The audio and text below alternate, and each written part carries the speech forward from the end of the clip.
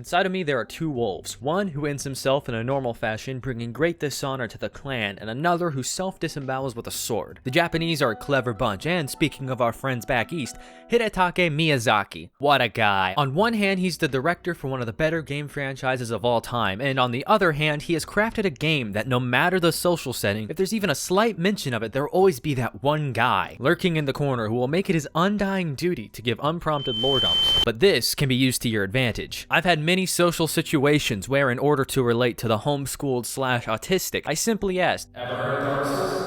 And boy, let me tell you, for the next hour and a half, there wasn't a long enough pause for me to say anything. Dark Souls is a heartwarming tale of a recently released convict going for a hiking trip, stopping at scenic camping locations and meeting with the locals to learn their stories. Many see this as a game of combat with a heavy focus on timing and positioning. In a way, that is correct. I, however, prefer seeing it as a big game of high-stakes tag, since only the bosses actually need to die. Everything you face between your campsite and the boss is essentially just arm set dressing. And the most powerful weapon this game wields is not a sword, but something far, far worse: geometry. But I'm getting ahead of myself. First, in order to get the Dark Soul, you must create a Dark Soul. Along with various sliders to produce the prettiest of boys, you also get a choice of 10 starting classes. There are a lot of choices, and sure, you could be a warrior or a thief, but just look at this guy. Loincloth, club, and a rockin' bod. This guy clearly sticks to a strict training regimen. You also get a starting gift, my recommendation being the binoculars. You wouldn't expect it, but they come in real handy at a later point in the game. I took firebombs on my first playthrough, which is also a personal favorite. My journey begins in a disgusting prison where a mysterious benefactor bails me out, or as I call it, a typical Tuesday afternoon. After discreetly passing me the key to my cell, I make my escape, and from here, the world is your oyster. Just be careful of the BBW guarding the exit. Its smother attack is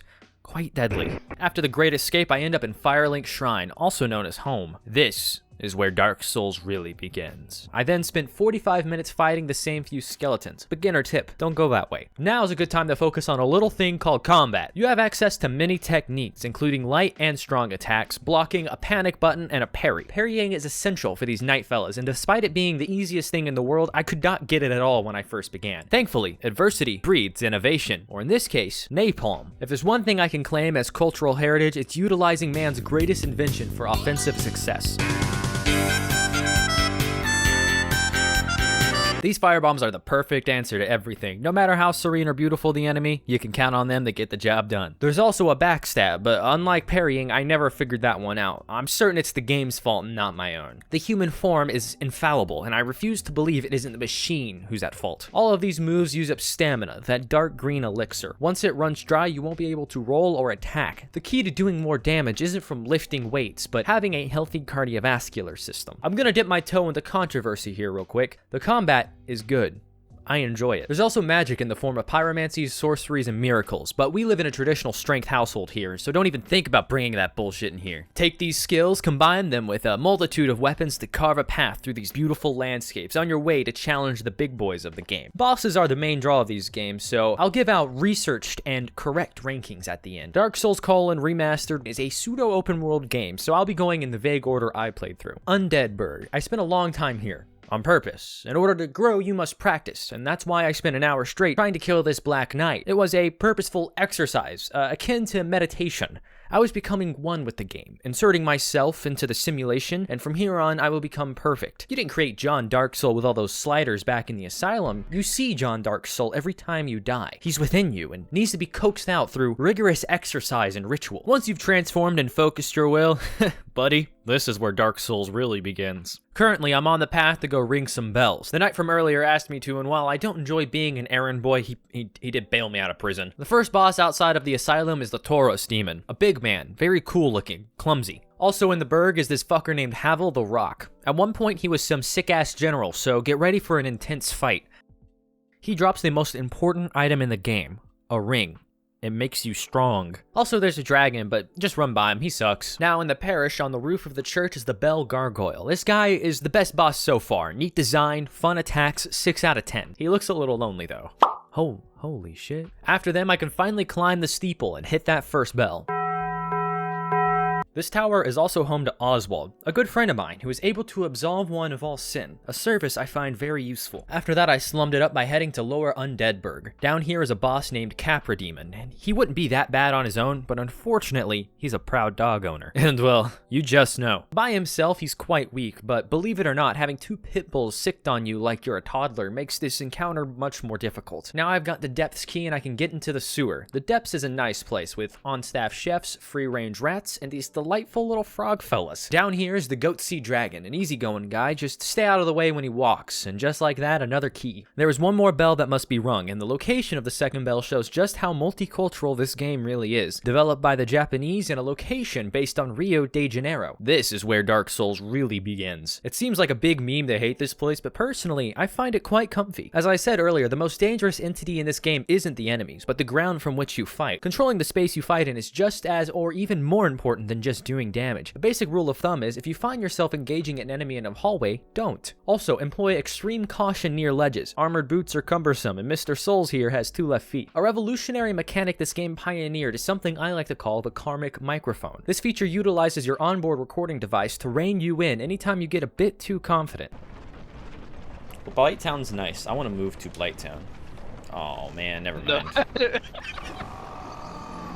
The boss for this area is a very typical spider boss. Ring the second bell and a gate in the parish opens up, allowing you access the Sen's Fortress. This is where Dark Souls really begins. With accoutrements including swinging axes and boulders, Sen's Fortress is essentially a game show obstacle course, but with snakes. Listen, I've never watched that garbage, but I say anytime you get knocked down into water, there should be several maimed demons made out of stone waiting for you. This area is another straight banger. I've seen a lot of people say this is the hardest part of the game, and I'll agree, these snakes fucked me up something special, and it took me the longest to get through this area. Here are some hot tips I found out. At the bottom of the stairway area with the boulders, there's a very nice ring that will boost item drop rates. And my tip about this area is that right there is in fact not a hallway, but a chute to a cliff. As such, I don't recommend exploring it. Right next to this area is also the first mimic in the game. While frightening, they're kind of pushovers. Just keep in mind, if you both die at the same time, you won't get the item they were guarding. At the end of this arduous journey, I faced the Iron Golem. It's fitting that the hardest area of the game would have a tough boss at the end. Look at this guy. Full steel physique, broad shoulders. Look at how he one-hands that massive axe. Truly a fight for the ages. And I can't get up! Turns out that fortress is only there to gatekeep the rabble from getting to this place. Anor Londo. This is where Dark Souls really begins. Yep, London is a place in this game too. Unfortunate. It has everything you would expect to find in Bogland. Knights, chavs, and gay representation. This area is sprawling and aesthetically very boring. I did not enjoy it. At the end, I had to face off against Old Hornstein and Smegma, a loving married couple, in a 2v1 battle. After you take out one of the duo, the fight gets interrupted by the still living boss saying a heartfelt goodbye to their lost friend. After that fight, I got to meet with the Princess of Sunlight, Guinevere. Fellas, now's the time to take out your binoculars. Don't get too excited, however, they might as well be made of silicon. She gives the Lord Vessel, which mechanically opens up selective fast travel, which is nice. The Big Cup also has story implications. Speaking of story, I'll be honest, I'm not a big story in video games kind of guy. Not to say that games shouldn't have one, I enjoy a good trapping along with my interactive experience. I just don't play games for the story. I play them to impose my will on digital golems composed of ones and zeros. Dark Souls is often lauded as having amazing world building and lore, and frankly, it's good, but looking through comments on lore videos and seeing people say it made them cry is fucking hilarious. Essentially, this guy named Gwyn and his friends found the first flame.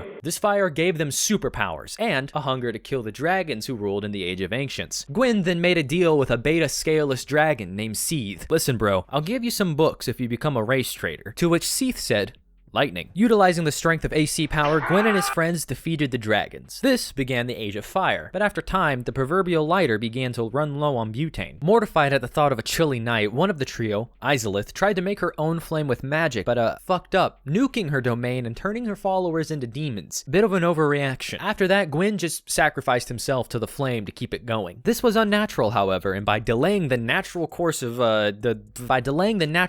nature, he made humans immortal. tight. Humans now die over and over until they go hollow and insane. Sounds like a good deal to me. Personally, I've been waiting for the psychosis to take hold for years now, and some of these hollows seem to be enjoying themselves. Once hollow, you'll need to offer Bonfire's humanity to once again become human. On this journey, there are many NPCs to meet: a sun fanboy, onion, criminal, woman, and since they are the most intriguing story elements, I'm not going to speak on them any further. After ringing those bells, this guy with the meat mustache named Framp shows up and tells you to go to London and get that fancy cup, and upon return, he vores you. This is the door to Gwyn, but to open it, we gotta kill his friends. But before I get working on that, I gotta take a quick detour to kill a dog and take its jewelry. This is necessary. First up on the kill list is Nito. Nito is an incel who lives in the dark basement of the world. The catacombs are a nice place though. You see, death is a type of retirement, and if I ever take the Eternal Severance package, I hope to end up somewhere as nice as this place. The skeletons here partake in many activities, including archery, gymnastics, hide and seek. There's even on-staff medical professionals, just in case someone suffers a fall and knocks a few bones loose. The administrator's kind of a pushover though. After the old folks' home is the Tomb of Giants. I told you Nito sucked, couldn't even afford the electric bill this month. While stumbling around in the dark, I came across this strapping young man named Patches. He's a real self-made man, runs his own shop, and even imparts business tip to the player. Even took me up for a friendly sparring match. What a lad. The arena for the Nito fight has a mandatory fall that takes a decent chunk of health. I haven't been giving him enough credit. This is the first time in the whole game I've actually gotten the impression a boss has considered the potential issue of a home invader, and he's taken real steps into preventing such an incursion. While Castle Doctrine doesn't cover the use of traps, the nice thing about witnesses with broken legs is that they're easy to dispose of. I've taken his concept and done a few basic sketches to improve the lethality. Past the Spider Mommy layer is the Demon Ruins. This area is often criticized for being lazy design-wise, with a bunch of copy-pasted Capra demons and another Asylum demon fight. But there's lava, so actually this place is sick as hell. There's also a boss named Ceaseless Discharge who's guarding some women's clothing, so I don't know, he's probably some sort of fetishist. At the end of this section, you fight the Centipede demon, who has a very cool design, and I'm sure the fight is fun too, but when I fought him, he just kept jumping up and down. Now Lost Izalith, the nuked place. The boss over here is the Bed of Chaos. It's a gimmick boss, so just gimmick it right back. There's also multiplayer to this game, a popular aspect being Invasion PvP. While you're a human, you are opening yourself up to the possibility of some guy joining your game and hunting you like a rabid dog. The PvP in this game is not fun. Who would have thought that a game with so many mechanics based on long animation critical hits wouldn't transfer that well to player versus player? Now, from what I understand, there is a bit of a community based on PvP, and to that I say, wow. With that dog's jewelry, I can go to a ghost town and fight a multi-boss in a textureless abyss. I bet that saved down some development time. Last on the docket is Seath the Scaleless. His library is guarded by 2 armored hogs, highly armored stout beasts whose only weakness is being too wide. In this area, I must navigate the massive archive of that scaleless dragon. You don't need this many books. I can think of 5 necessary books to own: a dictionary, adventure bible, ultimate bug rumble, backup adventure bible, and the composition book filled with cryptic subconscious writings you find after waking up from various fugue states. This last one's great. It's how I get all of my news now, and it has completely replaced social media, granting me mystical insight into the happenings of my greater social sphere. But a quick tip for you all: it says something very bad is set to happen July 9th, 2025. This is the only entry written in red ink, so just be careful that day. Turns out Seath really was just a big nerd, and one thing I learned while working on my master's in artificial horse insemination is nerds don't do well when hit with a sword. The remastered edition also comes with a DLC, which is accessed via Spooky Hand. It takes place 3 centuries before the main game, with this Manus guy who kidnaps this Princess of Dusk. The DLC has 4 good boss fights, and you even get that dog as an ally. But look at the size difference between now and 300 years later. Sif must have really been hitting the trimbolin. After killing Manus, the Princess of Dusk is finally free. Feels good. A job well done. Until I tabbed back into the game. Oops. Finally, after this whole journey, it's time to face Big Boy Fire himself. In a game full of memorable boss fights, I can't wait to look back on what will no doubt be a true test of my abilities in this game. This is where Dark Souls really begins. Well, I did learn how to parry. Don't worry, there's a really neat lore explanation for the final boss being a really easy fight. You see, if we look at the description for the Lord Soul he drops on death, it tells us that Gwyn was actually just a giant pussy. And just like that, the Age of Darkness has begun. Dark Souls is a very good game. I enjoyed it. Good combat and environments, along with very fun boss fights. Speaking of which, here are those rankings I promised. I didn't even touch on the optional areas in this game, like the Death Tree, Painted World, and the Trans-Person boss fight. 10 Darks out of 10 Souls. Here it is on the official Gaming Facts chart. Good thing I got this vid off my chest. More people needed to hear about this underground indie classic, and I'm glad to be of service. Halfway through writing this video, I realized I had no thesis. No idea of what I wished to convey, and frankly, a deep sense of foreboding. But don't worry, dear viewer, I'll never allow a little thing like self-awareness or artistic integrity to ever get in the way of that sweet, sweet content. And that's a promise.